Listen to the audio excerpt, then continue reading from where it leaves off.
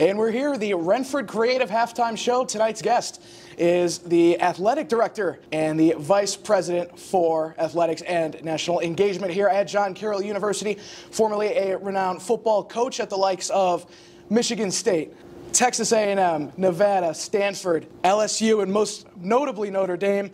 You've coached with so many great people. You have coached so many great players and everything, and I'm finally here. It is a great pleasure to welcome Brian Polian to the Halftime Show. Coach, thank you so much for joining me. It's a pleasure to be here. So, and just going to start with the baseline. How did you get to where you are today, from football coach to a more administrative position? That's a long and winding road. I think, like everybody else, you reach a point in your career where you have to reprioritize a little bit. And I just, after 25 years of traveling all over the country and recruiting and working, 315, 20 days a year, just decided that I wanted to focus a little bit more on my family and slow things down just a little bit. And while we were going through that discernment, that process, the opportunity at my alma mater presented itself, and my wife Laura and I kind of felt like this was a sign. So we've come back home and have enjoyed every minute of it. A lot of the ability to be agile and take on different roles, that was all born here, and that was born in the Jesuit tradition of being well-rounded, and that I was a history major, but you have to learn how to think critically, you have to learn how to write, you have to learn how to speak, and all the different relationships that you build across this campus, those moments, experiences teach you how to be agile. And so I think if you know ball, you know ball. It's like anything else, if you've got your 10,000 hours. But the agility to speak to different audiences, understand how you have to tailor your message, know who your stakeholders are, be able to analyze decisions from different perspectives. Those were lessons that I learned all the way back here, and just like any other professional, you grow and you develop and you learn how to put those things into play. I'm really proud of the fact that I've been a head coach, an associate head coach, special teams, coached offense, coached defense, now in administrative roles at LSU and here at John Carroll. I'm proud that I had the agility to do that, and to be honest with you, it was born on this campus. Awesome. And I guess when that athletic director spot opened up, what was going through your mind of you and your family and everything? It's like, do I take this job? Yeah. Look, if we're being frank, there was a judgment, there was a value judgment to be made. Was I prepared to walk away from the SEC, but put my family in a much better situation? My children, I have a 15-year-old son that's moved 7 times. Yeah. That's hard. And if you'd ask my children, where are you from, they couldn't give you a hometown because we've moved them around so much.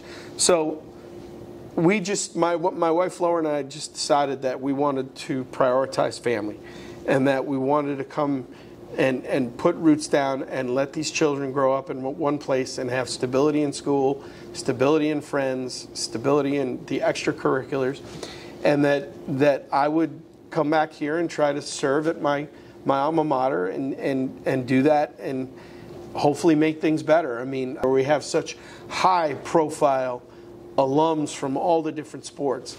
And then it's to try to help our student athletes and our students in general understand that we need to stop apologizing for being John Carroll. Like, I wonder sometimes why a 40-year-old graduate feels more pride than a 22-year-old senior. And I think the 40-year-old graduate often understands, they look back and say, boy, that place was pretty cool. I want the 22-year-old senior to feel that right now. I want them to go to Columbus and Cincinnati and Chicago and Buffalo and Pittsburgh and New York City and wear our logo and wear it proudly. And when people say, what's that? Tell me about that place, that we brag about our place, because it's awesome. Absolutely. And going from, like you said, high stakes D1 football coach, traveling, like you said, 315, 320 days in planes, and just going from that back to the smaller school, the smaller environment that you grew up in. Compared to your expectations with the reality of it, how was that adjustment for you? It's been difficult at times, to be honest with you.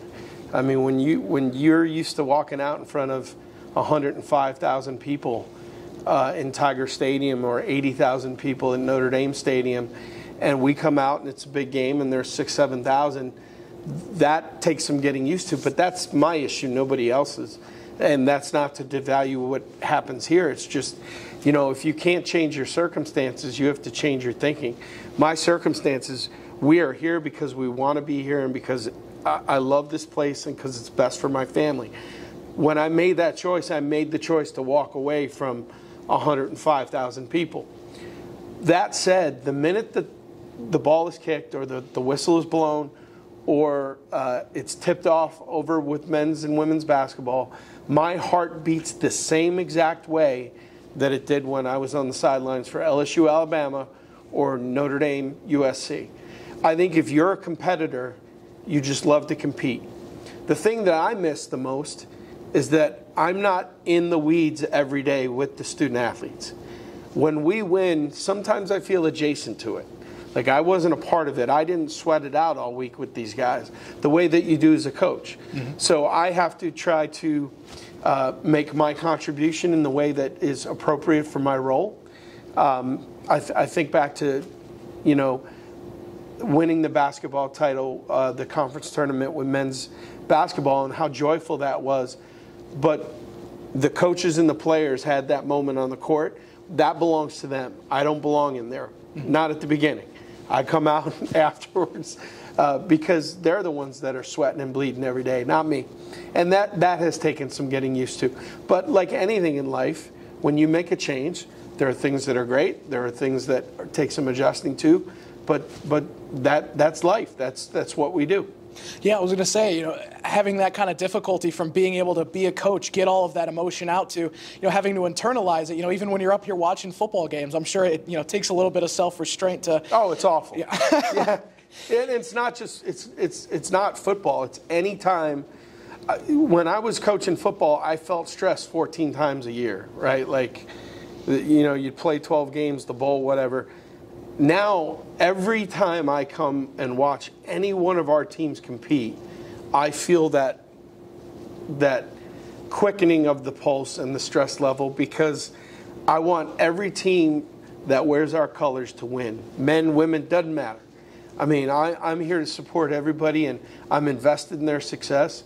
And I react the same way at a football game that I do a volleyball game, that I do women's soccer. And that, too, is part of the joy of this, is that I get to be invested in all these teams instead of just one program. Of course, and building off of your administrative role, you know, you've been here for 1 year and you already have that vice president title. You already have that national engagement next to your name. And you came in at the right time. You know, the school's been trying to expand for a while now, and I guess they needed that individual to kind of push them through. And I feel like you've been filling that role. And one of the primary things, obviously, you know, if our viewers have been living under a rock with the conclusion of this academic year, we're moving to the North Coast Athletic Conference. Yes. And obviously you spearheaded that in a lot of ways. And it's a huge change. It was, to many people, a controversial change. So I mean, take me through your head of making that decision and the school's reception, and I guess how you built off of that. Well, first of all, I want people to know that we were recruited. We weren't out there seeking an alternative placement. That the North Coast Athletic Conference sought us out and recruited us, and for a lot of good reasons. I mean, our brand has a lot of strength. No one sport was weighed in the equation. We just came to the conclusion that institutionally it put us in the best position of strength. If we want to be a national institution, if we want half of our student body to come from outside of the state of Ohio, if we want to get 10,000 applications, we can't be associated with regional schools. And when you look at the NCAC, Denison, Oberlin, Kenyon, Ohio Wesleyan, these are places that recruit students from all across the country and have brand recognition in places like DC, Virginia, Boston, Atlanta, Charlotte. Like, we can't just recruit from Ohio anymore and Pittsburgh and Buffalo. It's just not going to work. So we need to be associated with people that do what we want to do. just closing out, obviously, you're taking up a brand new role. You've got some new people to work with this coming year. And, I mean, excitement for a lot of different sports is all-time high, especially for men's soccer, our 60th year for the program. What are you looking forward to the most in your new role and with, I guess, a fresh calendar for every athletic program here at John Carroll? With a new year, hope springs eternal for everybody.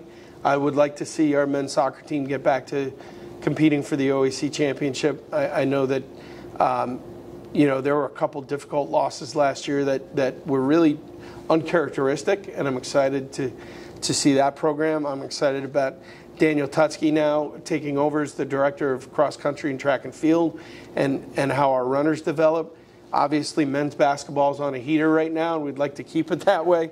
Right behind us is the brand new baseball and softball facility that will be finished within a month, where we're going to have a state-of-the-art facility now for both programs. There's just a lot of really great things happening on this campus. And most of all, I'm excited about our largest enrolling freshman class in 5 or 6 years. When a lot of schools like us right now are curled up and holding on and hoping to survive, we are growing. And I'm really proud of that. And our leadership and everybody involved here is doing a hell of a job. And if this was a stock, you'd say buy it now because it's going up.